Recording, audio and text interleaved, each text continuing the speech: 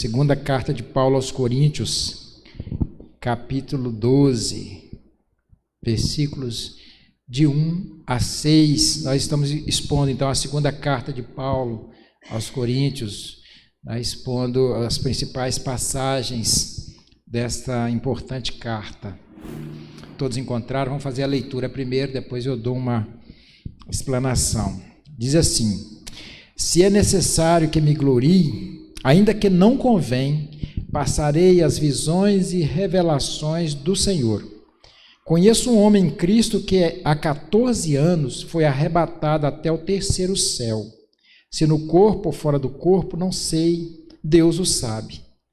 E sei que o tal homem, se no corpo ou fora do corpo, não sei, Deus o sabe, foi arrebatado ao paraíso e ouviu palavras inefáveis, as quais não é lícito ao homem referir. De tal coisa me gloriarei, não, porém, de mim mesmo, salvo nas minhas fraquezas. Pois se eu vier a gloriar-me, não serei nécio, porque direi a verdade, mas abstenho-me para que ninguém se preocupe comigo mais do que em mim vê ou de mim ouve. Irmãos, o apóstolo Paulo, ele sofria muita rejeição de muita gente, muitos irmãos, pela forma que ele foi chamado. Ele não foi chamado como os outros apóstolos, porque os outros apóstolos, eles começaram ali com Jesus, passaram 3 anos junto com Jesus, estavam presentes na morte de Jesus, mas o apóstolo Paulo não foi assim. Foi depois da morte de Jesus, foi numa visão, onde ele viu Jesus, e Jesus o designou como apóstolo. Então, muitos diziam, mas como assim? Você fala que viu, tem uma visão e tudo mais, mas como assim? Como é que eu vou acreditar nisso? Os apóstolos, os demais, estiveram com Jesus, lá caminhando com ele, e você não esteve, pelo contrário, você perseguia, você era um perseguidor. Então, Paulo tinha essa dificuldade, não é? Mas ele foi chamado por uma visão. Certamente muitos hoje, aproveitando essa forma de Paulo ser chamado, e cria suas seitas heréticas, né?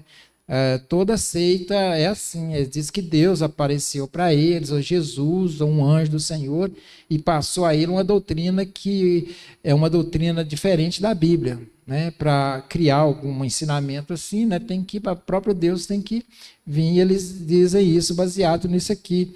Mas o apóstolo Paulo foi o maior dos apóstolos, foi o fundador da igreja aos gentios. Então ele era apóstolo e ele começa a gloriar-se, né, sem querer fazer isso forçadamente, falando dos seus sofrimentos. Ele procura apresentar as suas credenciais de apóstolo, e aí ele fala muito dos seus sofrimentos, e ele é uma enorme lista de sofrimentos, porque ele sofreu muito, porque quando Jesus encontrou ele, ele estava indo para Damasco para exatamente torturar crente, prender os servos de Jesus. Jesus apareceu a ele, e ele era um homem de fibra, né, íntegro, um defensor ferrenho de Deus, e achava que estava certo. Então Deus falou: agora você vai ver o quanto importa sofrer pelo meu nome. Então ele passou ali, ele conheceu Jesus, e ele começou a sofrer, e ele, nessa carta, na primeira, ele lista um tanto de sofrimento, ele fala de naufrágio, de perigos de vida, de prisões, de açoites, ameaça, fome, frio, nudez, né? Uma série de coisas. Ele realmente era apedrejado, teve momento em que ele se deu como morto, eles jogaram ele para um canto lá, e ele não estava morto nada. Deram 39 chibatadas nele, e não deu a última, né, que eram 40 na lei dos romanos, para que ele não morresse, porque eram muito fortes. E acabava que ele ficava gloriando nessas coisas, não queria, o objetivo dele é mostrar o quanto ele sofreu por Jesus, que isso era importante, não é? Se doar para Jesus, se entregar para Jesus, mas foi mais uma arma dos dos falsos apóstolos que estavam em Corinto para dizer que ele não era apóstolo. Vocês estão vendo aí? Ele de fato não é apóstolo, não. Além de ter esse chamado aí, que teve uma visão, ele sofre demais. Como é que vai crente, diz que é servo de Deus e vive sofrendo desse jeito? Nessas lutas, enfermo, aí pega malária andando por aí nas suas missões. E é o que muitos falam hoje, né? A pessoa não é rico, como é que é crente? Tem uma enfermidade. Então ele sofria muito dessa forma. Mas o que acontece? Teve um momento que ele teve que parar de falar do seu sofrimento, das suas lutas e mudar o tom. Ele teve que mudar o tom porque, além desses falsos apóstolos criticá-lo dessa forma, ele dizia, olha, nós temos visões de Deus, nós vemos Jesus constantemente, nós conversamos com Jesus nas visões, vemos anjos do Senhor mentindo. Não era mentira deles, que se eles eram falsos, como é que eles iam ver? Nós temos visões do Senhor e ele, que visão ele tem? Portanto, ele não contava. Paulo, nós vamos ver uma visão dele aqui, ele teve muitas outras visões, mas ele não contava, ele foi forçado. Porque ele dizia, eu vou ter que contar para o bem da igreja, eu vou ter que relatar as visões. Paulo tinha visões grandiosas. Paulo, aqui nós vamos ver que ele foi para os céus, ele andou nos céus lá com Jesus, conversando pessoalmente, e Jesus passando planos para ele. E agora esses falsos apóstolos não eram nada, criticando Paulo, dizendo que ele não era apóstolo e tudo mais, e agora começa a inventar mentiras, que tinham revelações, e Paulo com as revelações grandiosas dessas, e ele não falava, e ele tinha os motivos, e nós vamos ver o porquê que ele não falava. Nós vamos ler esse texto agora novamente, com esse pequeno arcabouço aí, com essa explicação, e vocês vão entender. E eu quero destacar aqui alguns pontos especiais nesse relato de Paulo, baseado no seguinte tema: as visões e revelações do Senhor. É isso que ele chama, as visões e revelações do Senhor. Primeiro, queridos, eu queria falar um pouquinho sobre o cessacionismo versus o continuismo. Cessacionismo, de cessar, com o continuismo. O que é o cessacionismo? O cessacionista diz que os dons miraculosos cessaram. Os dons não cessaram, os dons no sentido geral, mas os dons sensacionais de curas e maravilhas e prodígios não existem nos nossos dias, e foi encerrado na época dos apóstolos. Os continuistas acreditam que continua como os apóstolos, assim como era na época dos apóstolos. Continua, existe a pessoa que tem o dom de curar, ele cura, e as pessoas vão atrás ali para ser curado.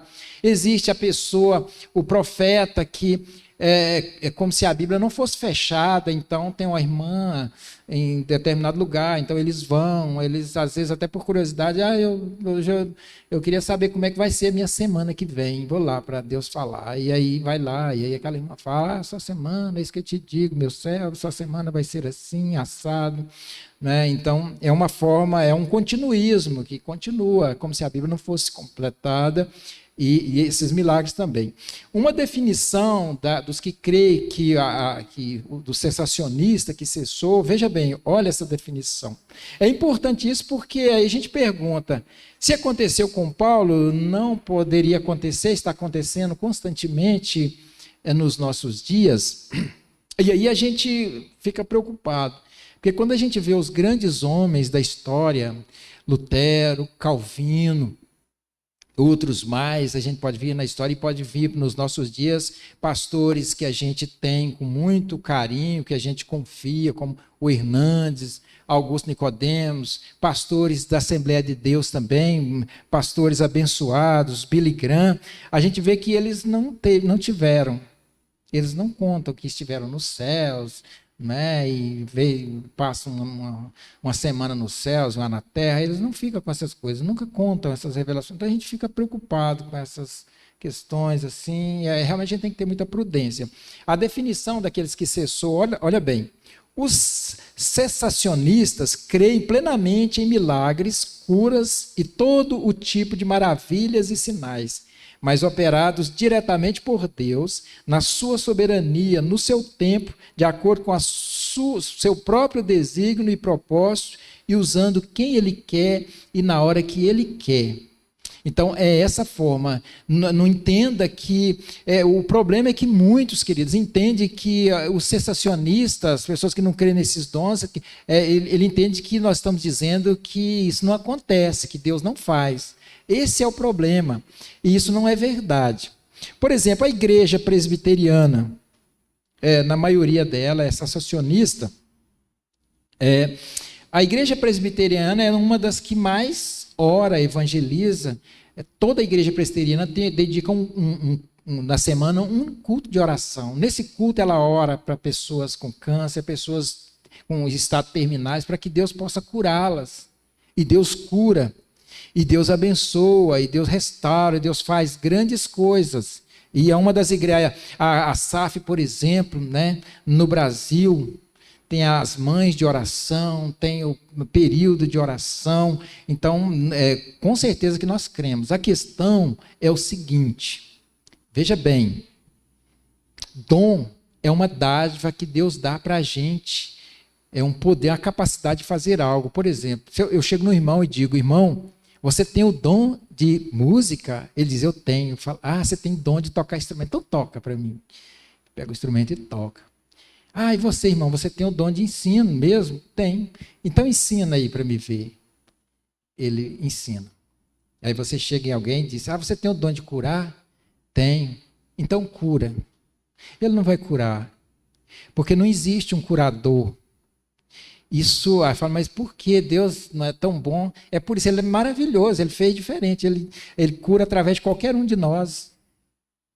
Não precisa nem ser o pastor. Ele cura conforme a vontade dele, qualquer pessoa. Não existe uma pessoa específica para isso, como existe a pessoa que toca instrumento, a pessoa que ensina, a pessoa que contribui, tem dom de contribuição, aquela pessoa que contribui. Agora, maravilha, você tem o dom de maravilha, faz fogo cair do céu aí. Não faz. Essas coisas existiram? Sim, porque era necessária. O cano não tinha sido fechado.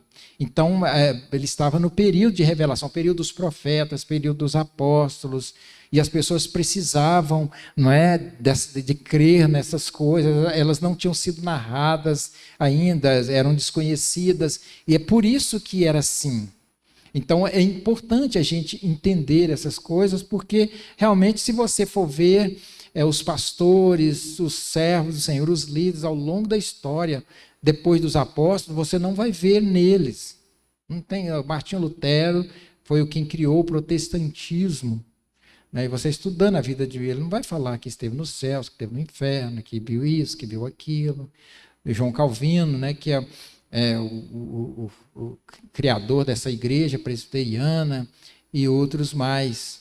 Então, essas visões espetaculares. E nós vamos ver mais para frente que Paulo teve muitas dessas, não foi apenas, eu vou mostrar aqui várias que Paulo teve, mas ele não falava. Ele foi forçado a falar essa porque ele achava que não era conveniente. Então, queridos, primeiro ponto é que, de fato, Paulo teve visões e revelações. O versículo 1 diz assim, se é necessário, olha a palavra, se é necessário que me glorie, ainda que não convém falar essas coisas, ainda que a gente tenha tido essa experiência inconveniente, porque isso não edifica as pessoas. É outras coisas que edificam as pessoas. Se é necessário que me glorie, ainda que não convém, passarei as visões e revelações no Senhor. Se é necessário, então eu vou passar aqui a narrar uma visão que eu tive no Senhor, já que esses apóstolos, supostos apóstolos, tiveram visões e tudo mais, e falam abertamente, eu vou contar uma para vocês. Mas, antes de falar sobre isso, quero dizer para vocês que Paulo já havia tido várias visões e revelações, conforme relata o livro de Atos. Por exemplo, no caminho de Damasco, Cristo aparece para ele, não é? Ele vê Cristo quando ele vai atrás dos discípulos de Jesus para matá-lo. Tem como colocar os versículos aí, Gabriel? Coloca para nós acompanhar. Pode passar, mas deixa eu ver, vai mais, deixa eu ver se os milagres estão na frente. Isso, né? No caminho de Damasco, Cristo aparece para ele, está em Atos 9:3, olha lá, a partir do verso 3. Seguindo ele estrada fora, ao aproximar-se de Damasco, subitamente uma luz do céu brilhou ao seu redor. Essa luz é Jesus.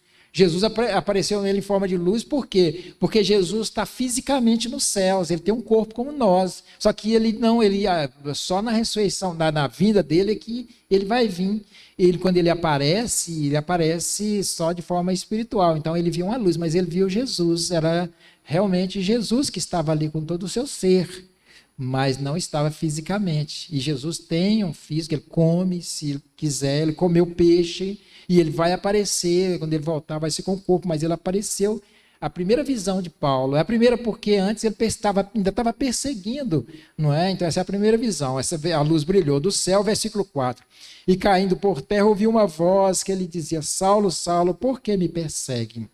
Lembrando que isso aqui, quem está narrando esses milagres aqui é Lucas, porque Lucas escreve a biografia de Paulo. Paulo não está, olha aqui o que aconteceu comigo, eu vi Jesus e não sei o quê, veja bem com quem que você está falando aqui. Não, é Lucas narrando. E lá a segunda visão está em Atos 16:9, quando diz assim, à noite sobreveio a Paulo uma visão, na qual um varão macedônio estava em pé e lhe rogava dizendo, passa a Macedônia e ajuda-nos. Isso aconteceu na segunda viagem missionária, né? Também é uma visão que ele teve. A terceira visão está em Atos 8:9-10. Diz assim, teve Paulo durante a noite uma visão em que o Senhor lhe disse. Essa visão pode ter sido uma voz de Jesus, era Jesus falando com ele, estava ali com ele, porque ele estava falando com ele. Ele pode ter visto alguma coisa, uma luz, não sei, ou não, ou apenas a voz, mas diz que Jesus falou com ele. Teve Paulo durante a noite uma visão em que o Senhor lhe disse, não temas, pelo contrário, fala e não te cales, porquanto eu estou contigo e ninguém ousará fazer-te mal, pois tenho muito povo nesta cidade. A quarta visão que Paulo teve está em Atos 22:17-18, quando diz assim, tendo eu voltado para Jerusalém, enquanto orava no templo, sobreveio-me um êxtase e vi aquele que falava comigo. Aquele que falava com ele é Jesus. Por que nós sabemos disso? Apressa-te, a voz, né? Aquela pessoa que falava com ele, apressa-te e sai logo de Jerusalém, porque não receberão o teu testemunho a meu respeito. Testemunho a meu respeito, testemunho é de Jesus, obviamente, né? Paulo era testemunha, era de quem? Era de Jesus. Então, vi aquele que falava comigo, eu vi ele. Vi aquele que falava comigo. Ele viu Jesus. Não fisicamente, eu repito, mas né, Jesus, de alguma forma, mostrou-se a ele. E ele viu, essa é a quarta visão. E a outra está em Gálatas 2, em Atos também, porque Gálatas reporta né, para Atos. E lá está dizendo assim, 14 anos depois, subi outra vez a Jerusalém com Barnabé, levando também a Tito. Subi em obediência a uma revelação e lhes expus o evangelho que prego entre os gentios. Ou seja, Jesus vivia aparecendo para ele, por quê? Porque o cano estava aberto.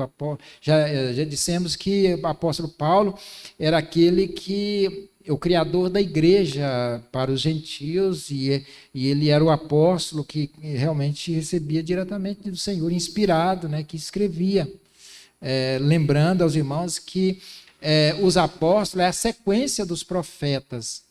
A Bíblia foi escrita pelos profetas e os apóstolos. Então, por isso que não existe mais apóstolos, e nem profetas mais como um ofício. Não existe, por exemplo, profeta com o ofício de profeta. Existe o dom de profecia, mas não um profeta com ofício, porque eles são os últimos. Então, Deus revelava para Paulo, porque Paulo estava trabalhando ali para completar a Bíblia, o cânon. E, finalmente, a sexta revelação, que está em Atos 27, 22, 24, que diz assim, mas já agora vos aconselho bom ânimo, porque nenhuma vida se perderá de entre vós, mas somente o navio, porque esta mesma noite um anjo de Deus, de quem eu sou e a quem sirvo, esteve comigo. dizendo: Paulo, não temas, é preciso que compareças perante César, e eis que Deus, por sua graça, te deu todos quanto navegam contigo. Aquele naufrágio de Paulo, né, quando ele estava indo para Roma, preso, né, e houve aquele naufrágio e o pessoal apavorado ali. Então, à noite, um anjo esteve muito tempo com ele, eles conversando, e o anjo disse: olha, diga para o pessoal aí ficar tranquilo que ninguém vai morrer, todos vão... mais uma visão de Paulo. Essas visões, queridos, foram dadas a Paulo porque ele era apóstolo, o homem que Deus escolheu para ser o fundador da igreja dos gentios, quando a escritura ainda não estava pronta. Então, é isso. Mas Paulo fala sobre o perigo das visões. Mesmo com tantas revelações, Paulo sabia que não era conveniente se gloriar. Por quê? Porque ele chamaria atenção para si, e isso é muito perigoso, você adquirir seguidores.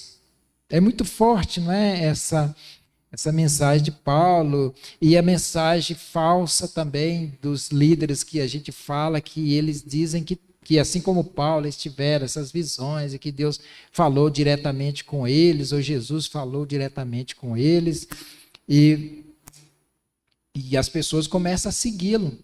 E fica fácil dele ludibriar, levar a pessoa para onde ele quer. A pessoa fica ali como um cachorrinho, porque ele falou diretamente com Deus. Então, não tem bem respaldo na Bíblia. Como não tem? Ele falou direto, ele fala diretamente com Deus. Então, é isso que Paulo invitava, porque ele sabia que ia correr esse risco. Então, até no meio de supostos crentes, às vezes acontece isso, né? O G12, por exemplo. Né, os líderes do G12, o Castelano, ele fala que Jesus, um anjo apareceu para ele e orientou, e disse assim, assim e assado. Então, a gente precisa ter muito cuidado com essas revelações, com esses dizeres, porque é perigoso. A pessoa pode ser ludibriada com essas coisas. O segundo ponto, queridos, segundo ponto é que Paulo usa a terceira pessoa. Olha o quanto ele é prudente, o quanto ele é discreto. Ele, para se referir a ele mesmo, ele usa a terceira pessoa. Ele diz assim: conheço um homem em Cristo. Eu conheço um homem em Cristo, se referindo a ele, um homem em Cristo.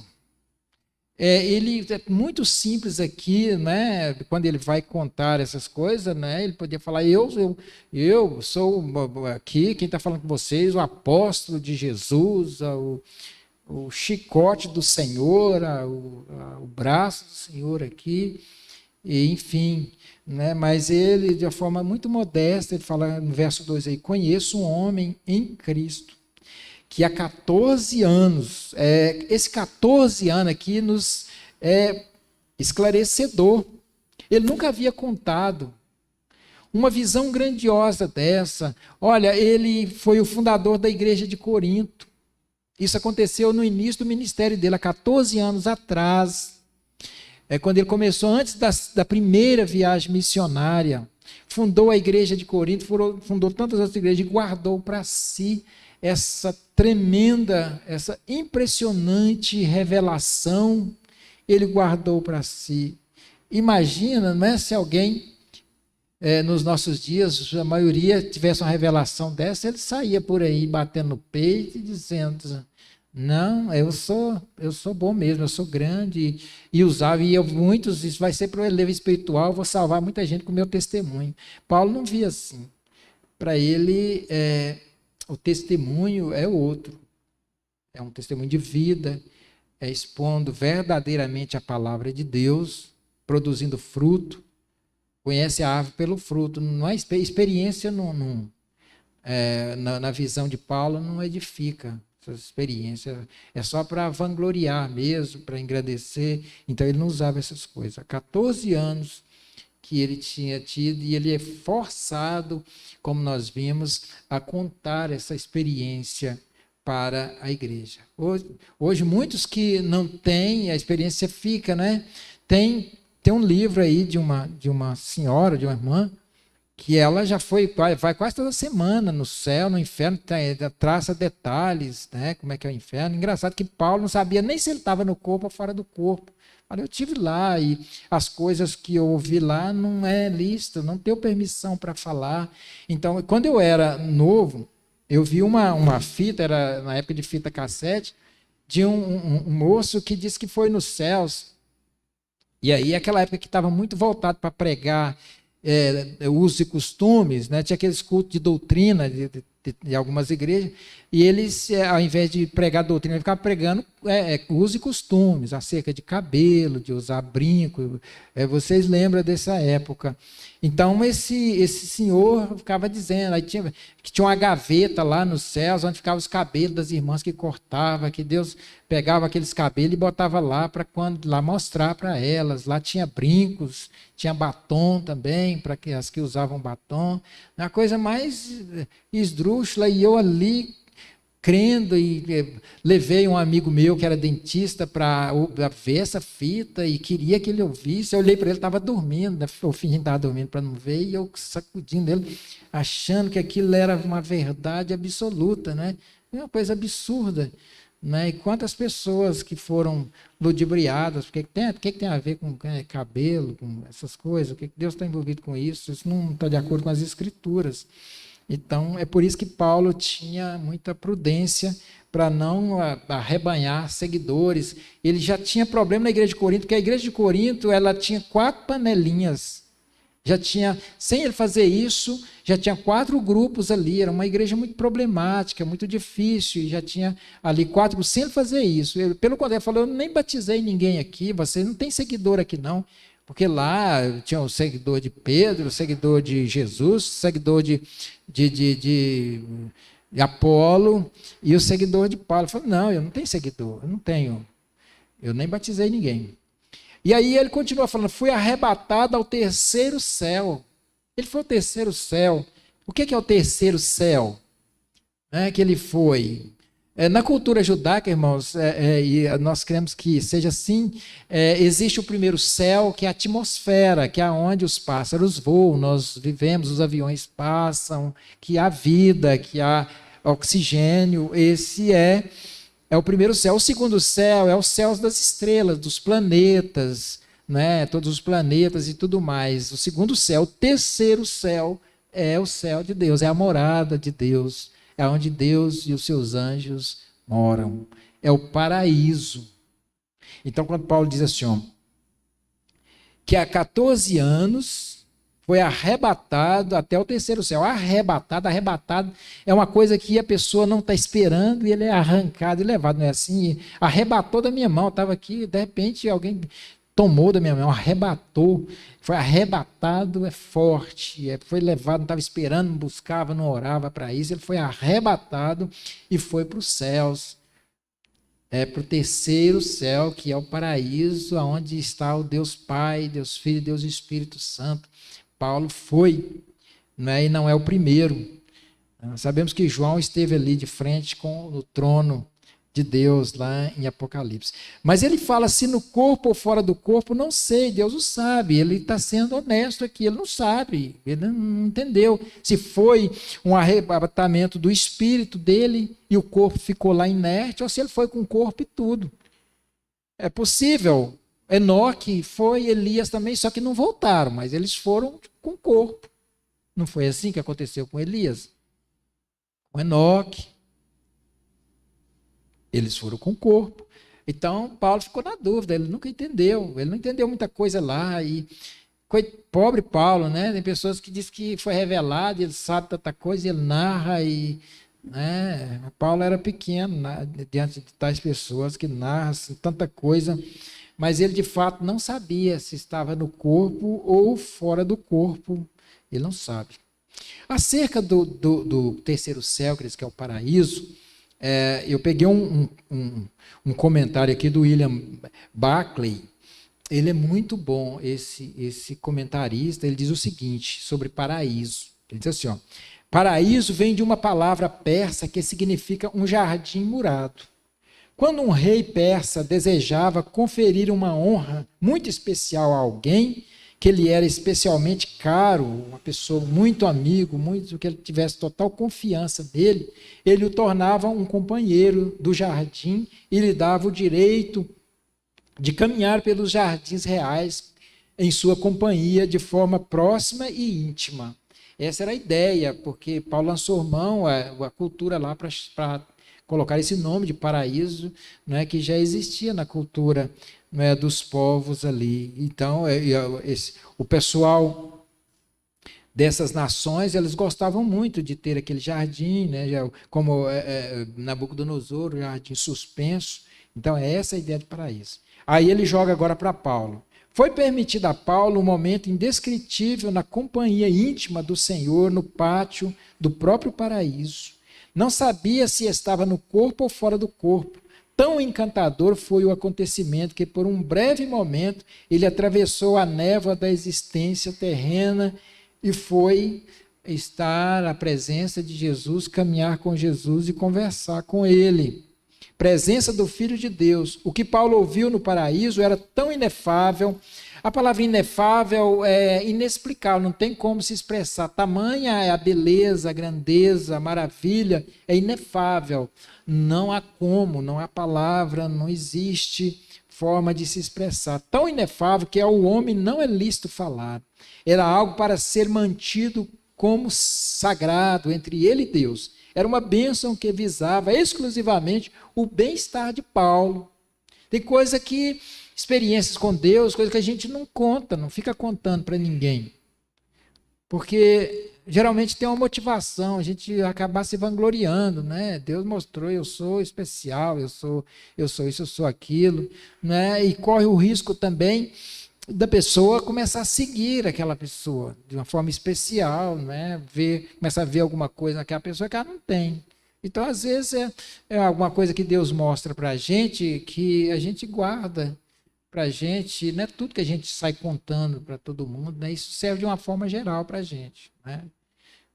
Falar com as pessoas, e para evangelizar também, a gente pensa que edifica, mas o que edifica mesmo é a exposição da palavra, é um exemplo de vida, é isso que edifica, né, verdadeiramente. Agora vejamos algumas verdades. A primeira verdade que eu quero deixar para os irmãos aqui é que a base de uma igreja não são as experiências pessoais. Não é as experiências que é a base, né, da igreja, que firma a igreja, experiência que o irmão teve, viu isso, viu aquilo, não é isso, mas é de fato uma vida na presença de Deus. Segundo, os coríntios apreciavam muito essas coisas. Eles achavam que eram espirituais, porque na igreja tinham muitas línguas e profecias. Então, era uma igreja, né, a igreja de Corinto, uma igreja muito, de fato, problemática. Para começar, tinha 4 grupos, 4 panelinhas, era imatura, o culto era muito desorganizado, né? Enfim, era muita coisa mesmo, né? Nós estamos, o presbítero Rafael está expondo a carta de 1 Coríntios, a gente vê que é uma igreja muito...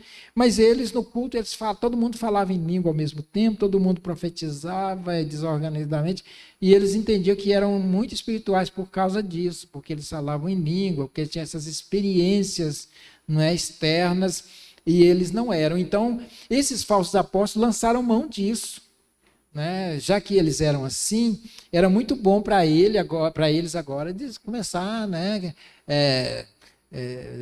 imaginar coisas, viajar, e nós isso, e nós aquilo, e nós vimos, nós fomos, nós viemos, e aquele negócio era muito importante para eles. Então, Paulo sabia disso. Paulo nunca contou essas experiências para eles, porque eles gostavam muito. Paulo, pelo contrário, Paulo falou, vocês são muito imaturos, eu era para dar um alimento mais sólido, mas vocês são crianças na fé, vocês não amadureceram, vocês não cresceram. Então era assim que Paulo tratava eles. Paulo não falava experiência, porque seria um prato cheio para eles, né, esse tipo de coisa.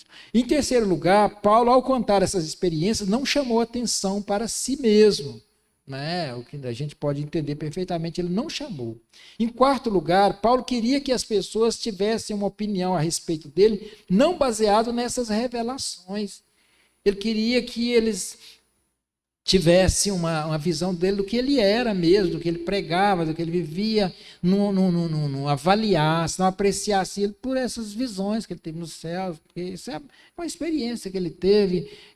Ele queria que as pessoas vissem ele como ele era. Olha o versículo 3 para vocês, do versículo 3 ao verso 6, para concluirmos, que é isso mesmo. Ele diz no verso 3, e sei que o tal homem, se no corpo ou fora do corpo, não sei, Deus o sabe, foi arrebatado ao paraíso, não é que nós falamos, ao terceiro céu, e ouviu palavras inefáveis, inexprimíveis, como nós já vimos, as quais não é lícito ao homem referir.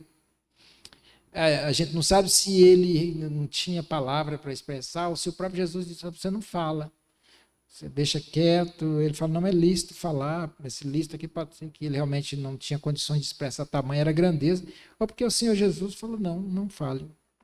O verso 5, de tal coisa me gloriarei, não porém de mim mesmo, salvo nas minhas fraquezas. Ele diz, eu não me glorio nessas coisas não, eu me glorio na minha fraqueza, na minha dependência de Deus, porque quando sou fraco, aí que sou forte.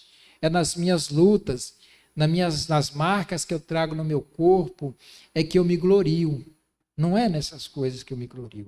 E ele vai dizer no verso 6, pois se eu vier a gloriar-me, não serei nécio. Mesmo que eu me gloriar nessas coisas, eu não serei nécio, um mau caráter, um louco, um falso. Eu não serei, porque direi a verdade. Ele está chicotando eles porque eles eram mentirosos. Mas abstenho-me para que ninguém se preocupe comigo mais do que em mim vê ou de mim ouve. Ninguém fique pensando de mim mais do que o que me vê como homem, o que ouve. Então, eu não me envolvo com essas coisas. E conclusão, irmãos, ainda agora 3 afirmações. A primeira, Deus estava completando a sua revelação final por meio de Paulo. É por isso que ele tinha tanta revelação. Deus estava completando o cano, fechando o cano com ele. Segundo, revelação não serve para autenticar meu pastorado ou ministério. Eu não tenho como autenticar meu pastorado aqui para vocês, meu ministério, nem outro pastor, começar a narrar aqui que eu passei uma semana com Deus, e essas coisas são coisas supérfluas para a igreja. O que vai atestar aqui é o meu testemunho de vida. Se eu vivo o que eu prego, se eu exponho a palavra de forma autêntica, é isso que vai autenticar. Era assim que Paulo pensava, era assim que ele fazia. Ele só contou essa experiência porque era forçado. Isso não autentica.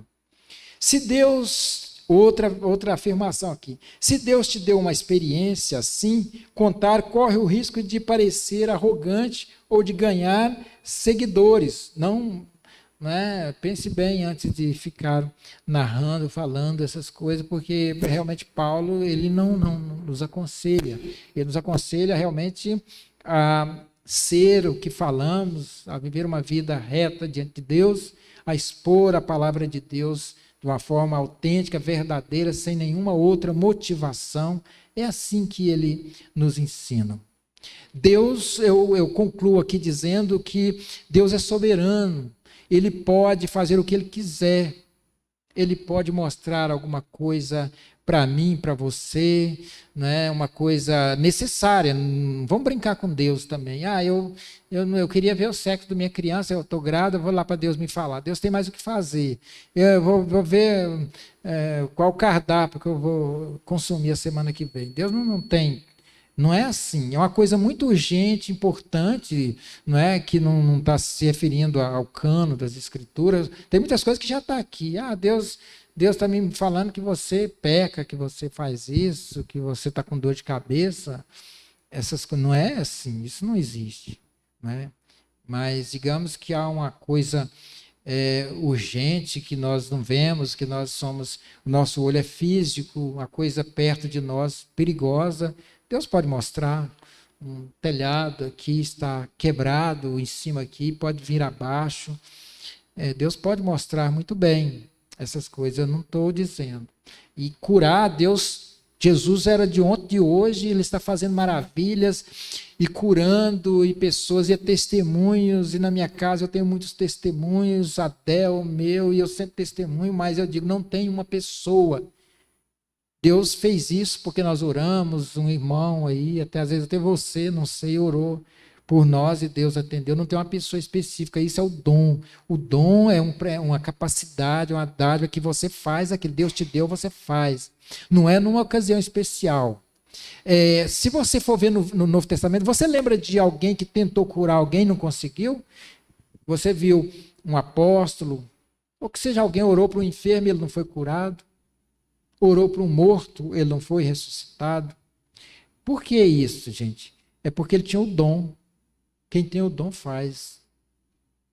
É por isso. Agora, entender que eu prego isso, eu estou dizendo que Deus parou de curar, que Deus não cura, que eu sou incrédulo.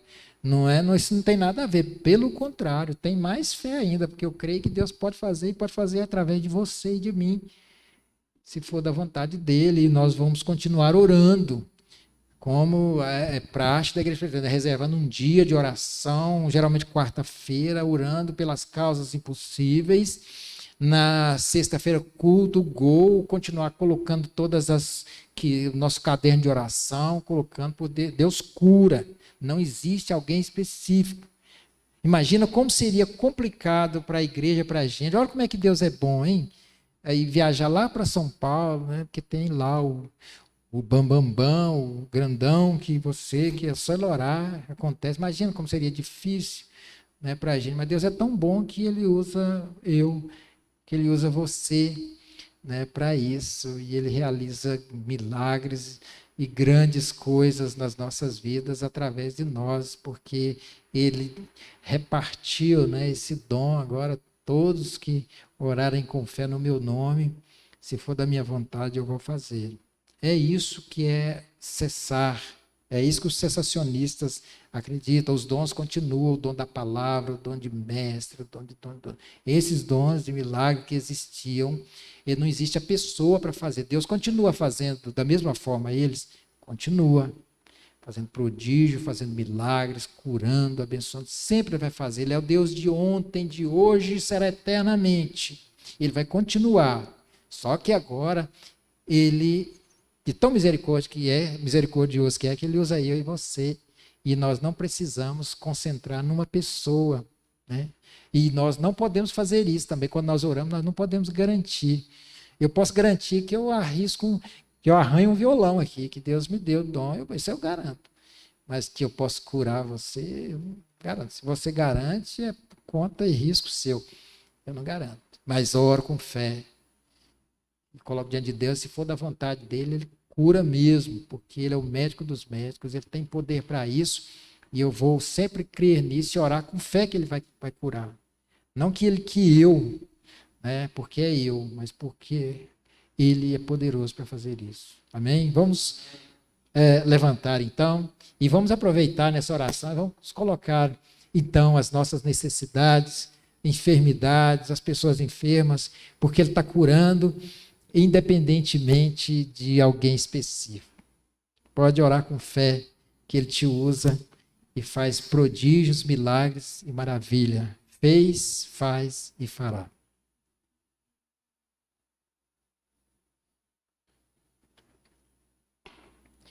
Obrigado, Senhor Jesus, porque o Senhor morreu na cruz, de fato, para nos salvar, e o Senhor cuida não só da nossa alma, mas o Senhor cuida do nosso corpo físico, do nosso emocional, Senhor amado. E como nós vimos aqui, o Senhor continua operando, continua curando, Senhor, de uma forma especial, de uma forma grandiosa, através de nós, que não somos nada diante de Ti, somos vasos de barro, mas o que tem dentro de nós é tesouro precioso, que é a Tua palavra, que é o Teu Santo Espírito.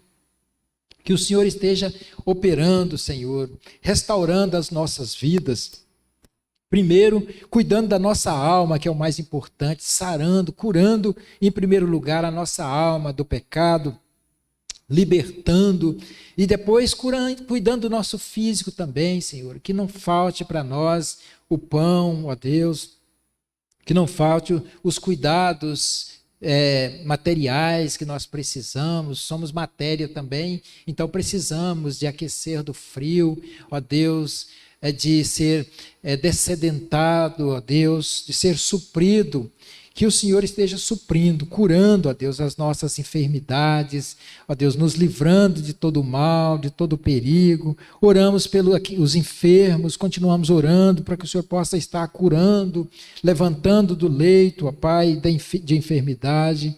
Ó Deus, eu lembro da irmã da Juliana, Senhor Deus, da Juscelia, que está naquele leito ali. O Senhor tem poder, se for da tua vontade, o Senhor pode restaurar aquela vida, Pai, curá-la e trazer para os seus filhos novamente. Que o Senhor restaure, que o Senhor abençoe. Lembro do Bruno, Senhor, sobrinho da Hélia, da irmã Hélia, Senhor, que o Senhor restaure ele por completo, que o Senhor o abençoe, ó Deus querido, e que possa restabelecer a saúde daquele jovem, que ele tenha uma vida longa, e o Senhor tem um plano na vida dele, nós não temos dúvida, Senhor.